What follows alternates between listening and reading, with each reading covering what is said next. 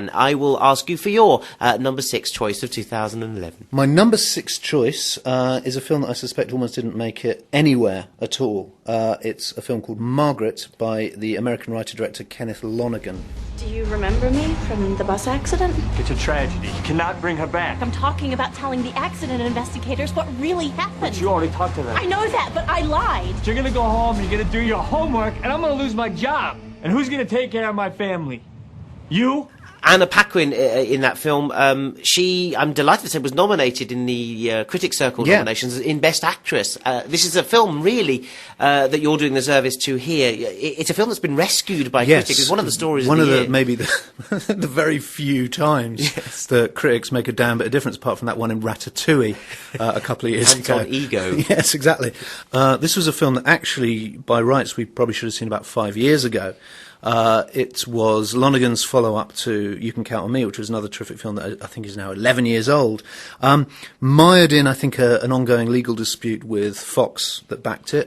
Initially came in as a 3-hour cut that's had to be whittled down to 2.5 hours. Occasionally it shows, occasionally you can see the scissor marks, but that actually only adds to its sort of jagged, caffeinated air. It's a sort of teeming, turbulent drama of I guess, post 9/11 unease. It's a New York film. It's a New York film. It's the Upper West Side. It's Anna Paquin as Lisa, who's this sort of spoilt brat 17-year-old who indirectly causes a fatal bus accident and then is mired in a legal action herself against the bus driver played by Mark Ruffalo. So what is it about this film that has appealed to critics? I mean, many people have seen it, been enchanted by it, saying, "Oh, you know, this. I know it's a folly, and it kind of doesn't quite work." And so, for something imperfect, it's made a lot of people's end of year top 10. People are really kind of championing this film. What is it? What's the substance of it? Why see it if it's a bit of a mess? I would dispute that it's a folly. I don't think it's a folly at all.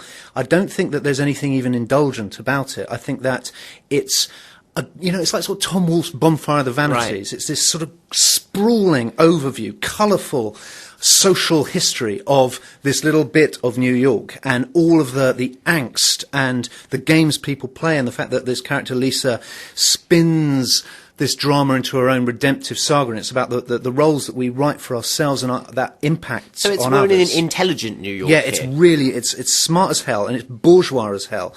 A great performance from Lonergan's wife, J. Smith Cameron, as Lisa's sort of Broadway diva mum, Matt Damon and Matthew Broderick as teachers, and just a superb performance from Paquin as well. There's always a sort of sentimental thing of the little broken bird, the film that sort of didn't quite make it and let's nurse it. Yeah. Forget that. It stands up, and yes, it feels a little bit hacked around, but I think it goes down as a mutilated masterpiece, like Magnificent Amberson, say, or Red Badge of Courage. They've been dicked around with, but they're still towering works of art. Who's Margaret? Margaret doesn't appear. Margaret is a line from a Gerard Manley Hopkins poem that Matthew Broderick quotes. But, right. but Margaret's just not there. So that's what we're dealing with here. Yeah, that's what we're dealing with. We're dealing with the absent Margaret. That's Margaret, which I think you've made a very good case for being in your list. I've got to confess, I missed it. I thought I don't know what this is, and now it's being totally rescued, and now I'm going to have to go and see it. You will. You were prejudiced.